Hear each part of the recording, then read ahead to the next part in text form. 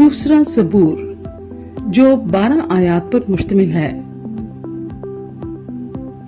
قومیں کس لیے طیش میں ہیں اور لوگ کیوں باطل خیال باندھتے ہیں خداوند اور اس کے مسیح کے خلاف۔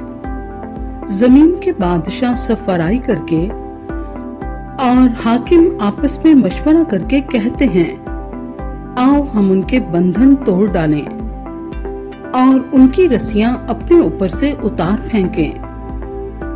وہ جو آسمان پر تخت نشین ہے ہنسے گا، خداوند ان کا مضاحکہ اڑائے گا۔ تب وہ اپنے غضب میں ان سے کلام کرے گا اور اپنے قہر شدید میں ان کو پریشان کر دے گا۔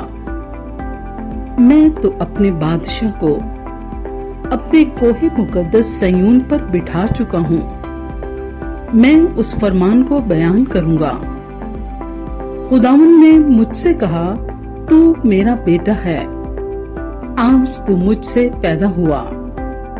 مجھ سے مانگ اور میں قوموں کو تیری میراث کے لیے اور زمین کے انتہائی حصے تیری ملکیت کے لیے تجھے بخشوں گا۔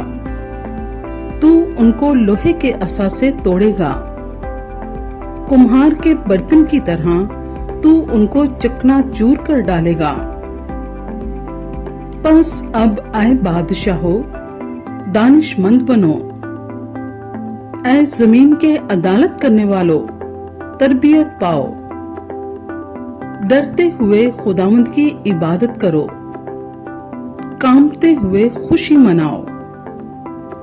بیٹے کو چومو، ایسا نہ ہو کہ وہ قہر میں آئے اور تم راستے میں ہلاک ہو جاؤ، کیونکہ اس کا غضب جلد بھڑکنے کو ہے۔